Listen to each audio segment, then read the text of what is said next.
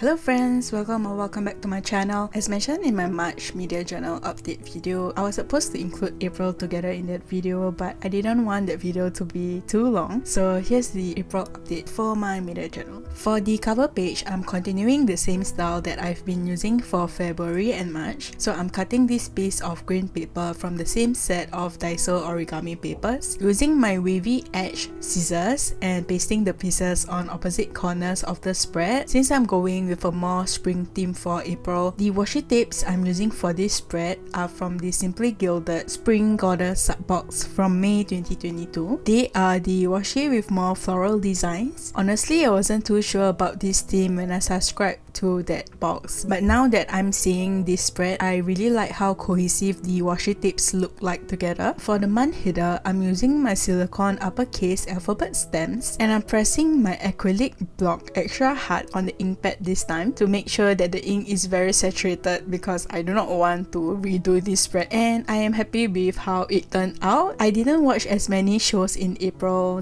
even though I really wanted to clear more shows from my plan to watch list, but it was just a very busy month for me, so I only managed to complete 7 shows in total, 2 of which are shows I binge watched and the rest are just shows that were completing their run in April. I did briefly start on Missing Crown Prince, but I stopped watching maybe after 30 minutes. I think I was just not in the mood for it, but I wanted to include it for memory's sake. The average rating for April turned out to be lower at 7.64 out of 10, but I calculated it wrongly when I set up my April pages, so hopefully I will remember to change it before the end of the year. Before we go into the first spread for April, let's update our TV show bracket now that we are into the spreads for the second quarter of the year. To recap, my TV show bracket is for the best show of each month and I've divided them into different quarters, so the best shows from January, February and March will compete for the title of the best show in quarter 1 and so on. But for now, let's move on to the very first spread in April. The poster for this show is red, so I'm going with this red gingham origami paper that kind of looks like the typical picnic mat. I cut the paper into 4 quarters. At first I wanted to trim the edges with my scallop edge scissors, but I didn't like how it looked, so I end up using my decal edge scissors to cut each strip into half before pasting them on each corner of the spread. I left 2 grid spaces at the bottom and 3 grid spaces at the top for me to place my washi tape, which is the cherry red twinkle garland and twinkle lights washi tape from Simply Gilded. Anyway, this show is called Date My Daughter, and I actually started watching this show in the last few days of March. I was trying so hard to finish this before the end of March 31st, but I just couldn't do it, so I ended up finishing this on April 1st instead. So this show stars Kano Miho as a popular romance author who is also a single mother to 20-year-old daughter Sora. She's getting worried about her daughter because Sora has never had a boyfriend, and she thinks it's because Sora is a manga otaku who is obsessed with manga, attending conventions, and cosplaying. Meanwhile, Sora is worried about her mother, who is both childish and naive. Suddenly, both of them decide that it's time for them to find love. So even though the title is Date My Daughter, it's really both mother and daughter starting to date. There are quite a few suitors for them to choose from, including a masseuse who gets involved with both of them, Sora's classmate, mom's new editor, and mom's childhood friend. Yep, there's so many options that the show remains quite vague about who ends up as the endgame. I did end up adding this 5mm patriotic white vertical mini bow washi to the sides, along with the stickers from the October 2023 sub-box deco sheet for the decoration. I think I've heard about this show in passing. I'm about 95% sure someone on my timeline was watching this when it was airing, but I wasn't too drawn to the show by the synopsis at that time. When I saw that this show was coming soon to Netflix, of course I felt compelled to watch it, like majority of the J-dramas that have been appearing on Netflix lately. But I was pleasantly surprised by how much I enjoyed watching this show. I think it's because I've always adored Kano Miho ever since I saw her in Prison Princesses, which is, by the way, another fantastic drama by Kurokan Kuro. Kano Miho's character here was so fun. Like, she's supposed to be this widely successful romance author, but at home she's really immature and her daughter Sora is actually the one that is taking care of her. The mother and daughter relationship is so wholesome to watch. It's clear that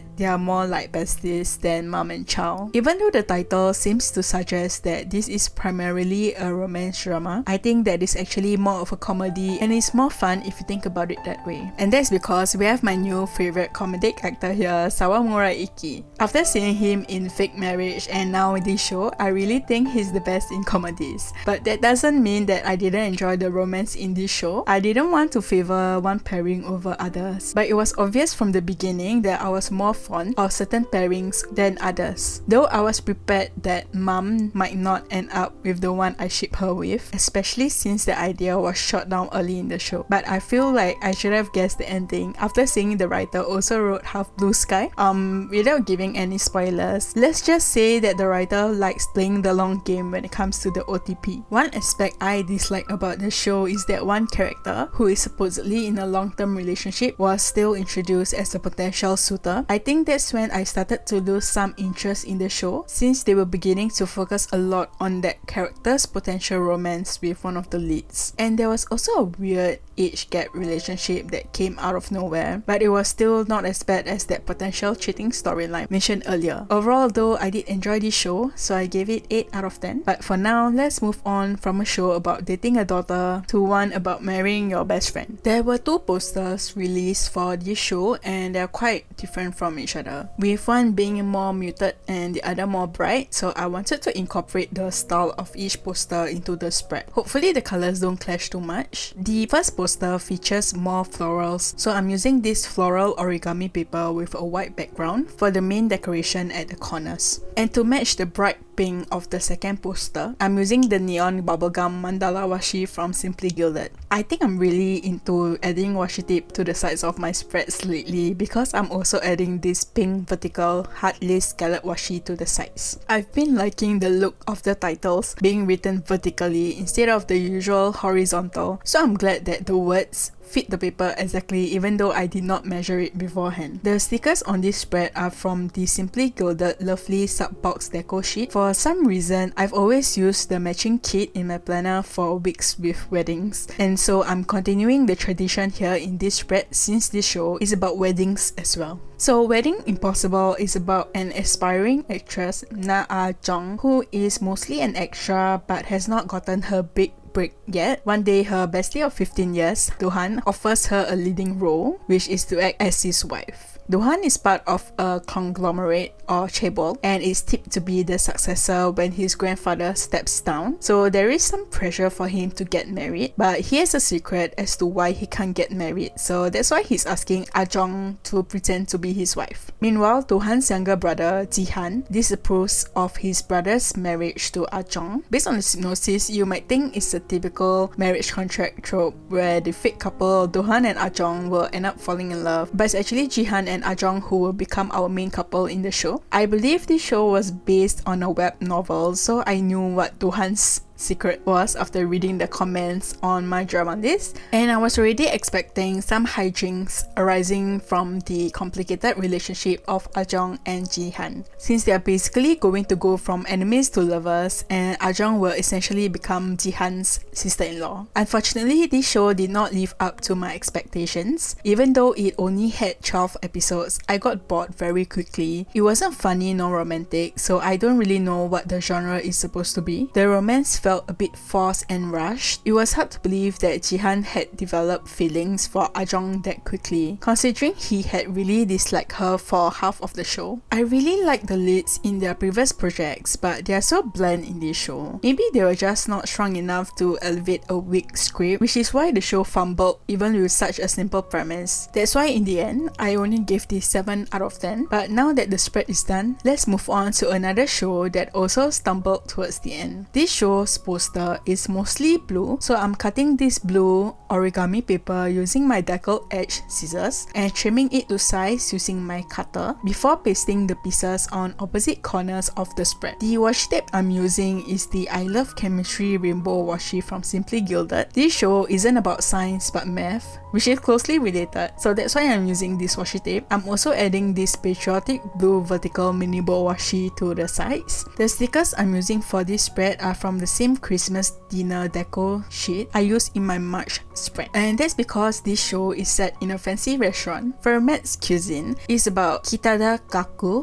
a student attending an academy for the academically gifted. He has always dreamed of becoming a mathematician, but for some reason he ends up abandoning that dream. He somehow meets Asakura Kai, a well-known chef, and begins to work for him at his restaurant. And if you're wondering where mathematics fits in, it's because Gaku uses his mathematical knowledge to come up with the perfect dish for the guests. Yeah, it kinda sounds complicated, especially when the show mentions different theorems and such. I know there's a cookbook released a while back about the science of cooking or something, and linking science to cooking makes sense, but purely math, I'm not sure about that, especially because I didn't understand some of the concepts they were talking about. Anyway, Kai's restaurant is one of the top tier fine dining restaurants, and there are a number of chefs from all around the world, each handling a different cuisine. And they're not very receptive towards Gaku because he doesn't have any formal culinary training. So the show is really about Gaku's new journey in this culinary world. I find the premise to be interesting, though I'm kind of skeptical that Gaku could get by with just math. It also felt a bit unfair to the other chefs who have trained for so many years, only to have this newbie without any experience handpicked to join the team by Kai himself. Though I really like that the show didn't grant instant success to Gaku and instead allowed him to prove his abilities. Although Gaku is the protagonist, I thought that Kai was a more prominent character, or maybe it's because I've really liked Shison Chun, but I really enjoyed seeing Kai's character more. He has this mysterious aura around him, although the show kept foreshadowing something Kai is hiding from everyone, and the beginning of each episode hints at his absence from the restaurant. At first I was intrigued, but after a while I got tired. Like, just tell me what happened already. I felt that this was similar to what they did in Trillion game, where they used this secret as a way to hook viewers into continuing to watch. I also find the overarching storyline about the future of the restaurant and a potential takeover to be a bit underwhelming. I did enjoy seeing the diversity among the restaurant chefs. I thought that was unique, though it was a bit unrealistic for them to handle so many dishes given the lack of staff. Like, they were all chefs, but there was only one server. Maybe there was supposed to be more staff than what was shown due to budget constraints. On a positive note, I enjoyed seeing Itagaki Mihito again, and this time he's not a high schooler. In the end, I gave this show 7.5 out of 10. It got too draggy towards the end and I got bored. I think the plot would have been tighter with only 8 episodes. This is unfortunately the second and final show I binge watched in April. So now let's move on to the rest of the shows that were airing in the month. The poster for this next show has some brown undertones, so I'm ripping this brownish ink drop paper for the decoration on the spread. I really wanted to use my silicone alphabet stamps for the title, so I made sure to stamp on the paper before gluing it onto my notebook. And I'm so happy that the stamps worked perfectly this time around. The alphabet stamps were crucial for this spread because the title on the poster has a similar typewriter font. I'm using the Magical Mouse Pavement washi tape from Exo Mama Plans because I watched this show on Disney Plus, so it matches the spread perfectly. The stickers I'm using are a mixture from the Seaside and Swan Lake deco sheets, since the stickers have a darker mood to them to match the overall dark mood of the show. This show is called Wonderful World and it's about Eun So-hyun, who is a famous psychology professor and writer. Her son dies due to an accident and the perpetrator manages to get away with a slap on the wrist. So-hyun decides to punish the perpetrator herself and ends up in prison. Upon her release from prison, So-hyun encounters Son-yul and they somehow heal in the process.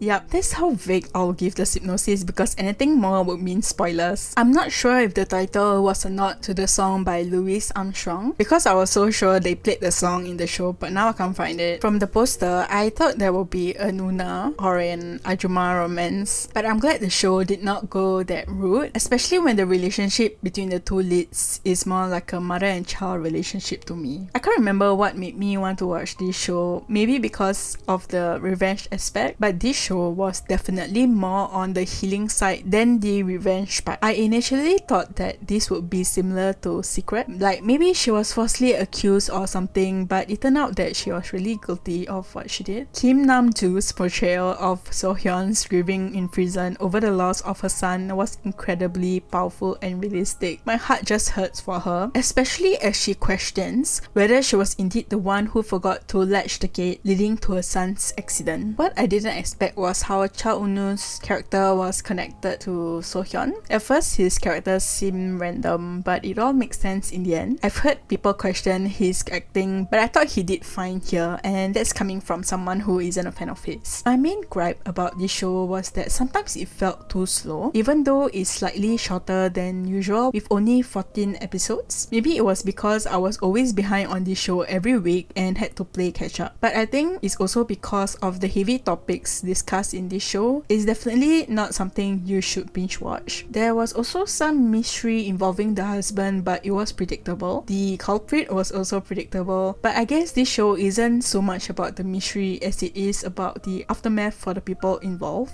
and their journey of forgiveness and redemption. So overall, I gave this 8 out of 10. I'm not sure if I would have watched this if it weren't available on a streaming platform, which is also the case for this next show. The title of this show on the poster is in pink, so I cut this pink floral origami paper into half before cutting it into quarters using my wavy scissors. Then I'm stamping the title on the origami paper using my uppercase silicone alphabet stamps. I'm really trying to make sure that the ink is saturated by pressing my stamping block down more firmly. I'm just sticking each strip of the origami paper on all 4 corners. I've been using this style a lot lately, so maybe I will have to change it up soon. The washi tape I'm using at the sides is one of the Valentine Paisley washi from Simply Gilded. I think it's the plush pink paisley one. I ended up going over the title again with my marker to make the words pop up more. This show is called I Love You, as in the eye that is on your face,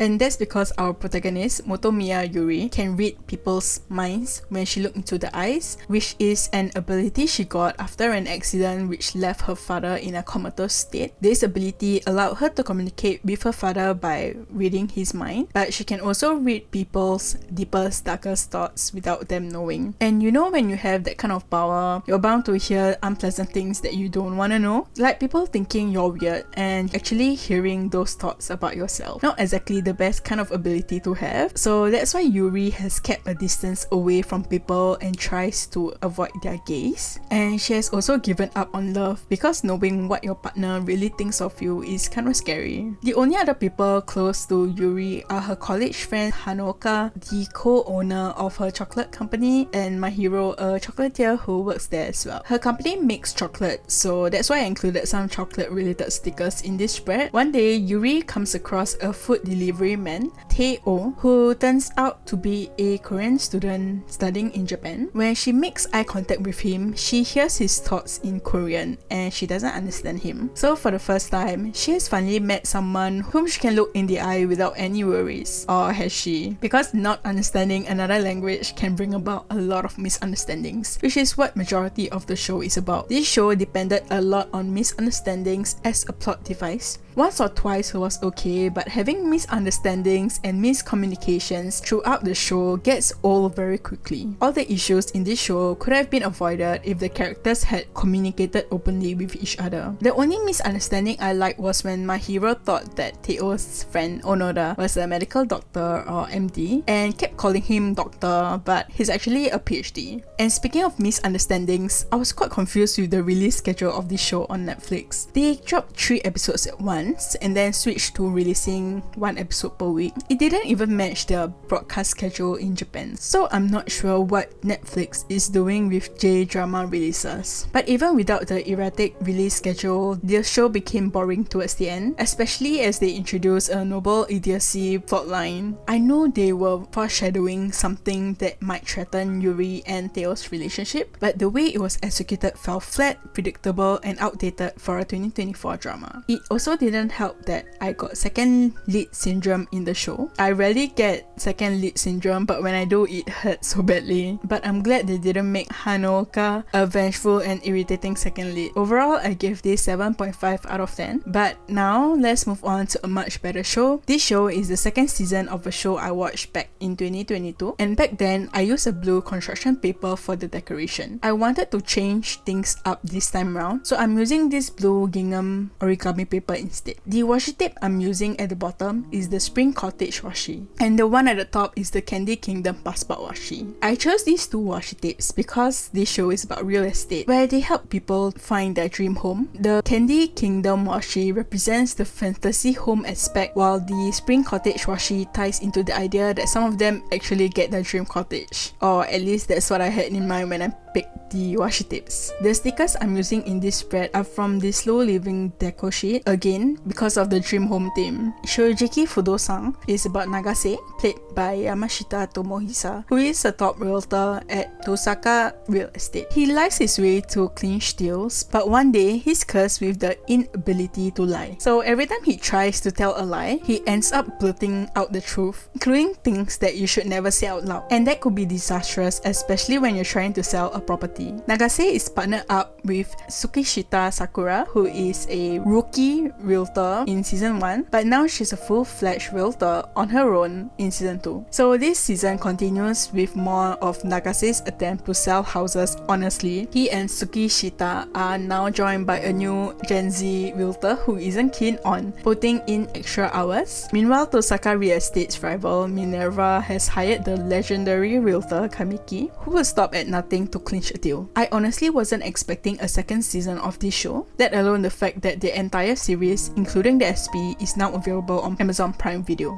But I'm not complaining because this was one of the better shows in 2022. I had a fun time watching it then, and I enjoyed the second season just as much. There's just something about real estate dramas that always draws me in. While the premise isn't new, I really love the stories they tell alongside the houses they are trying to sell. Like for some people, a house signifies the start of a new beginning, so finding the right property is very important. Maybe because this show was on NHK, but I appreciated the little tidbits provided in each episode about the different schemes unscrupulous realtors might use to lure people, even if these schemes are legal. It was nice to see everyone again, and I really love that they made my girl Tsukishita a big girl now, with her own clients, and even vying for the top realtor position at Tosaka Real Estate against Nagase. The addition of Kamiki's character brought a great dynamic to the show, especially since he was Nagase's mentor, and partly the reason why Nagase used to lie and cheat his way to get deals. After a while though, the formulaic episodes got too tedious. I felt like I was watching the same thing again and again for so many episodes. But also maybe I was in a funk once the end of April hit. But I ended up giving this 8.5 out of 10, which also made it my best show of the month. But now, onto a show that is not as great, which is also the last show for April. The overall mood of this show, as well as the posters released, are quite dark. So I'm cutting one of the vintage looking scrapbook paper into quarters and trimming the edges using my deckled edge scissors. This is becoming a recurring style of decoration this month. I'm pairing it with a black piece of origami paper, which I also cut into quarters, and just layering the strips on the bottom and top of the spread. The pattern on the scrapbook paper isn't really related to the theme of the show, but looking back at this spread, I really like how it looks with the black paper. This show is called Hide, and I believe it's a remake of a BBC TV series, Keeping Faith. I've not heard or watched the original series, so my opinions are just based on this Korean version. I'm writing the title using an Archer and Olive acrylograph. As mentioned previously, I've been having trouble using these pens, except for this color maybe. I had some extra space here, so I included the Korean title here as well. Anyway, this Korean version stars Lee Bo-young as Namun-young, a lawyer whose husband mysteriously disappears one day. Her husband is played by Lee Moo-sing, and as always, he's a shady character here again. Their neighbor is played by Lee Sung-ah, who is also kind of shady. There's also another shady guy involved whose name is Do Jin-woo. I wish I could tell you more, but honestly, anything more would mean spoilers, and also frankly, I tuned out at the halfway point. I haven't seen Lee Bo-young in a lead role since When My Love Blooms, which was at the height of the pandemic, so yeah, that has been a while. And when I heard that she was being paired with Lee Moo-sing, of course I had to watch this. Oh, by the way, the washi I'm using at the sides is one of the Archer and Olive Halloween washi from 2021. It's supposed to be a glow in the dark washi, but it has never glowed, so I don't know if I got it that.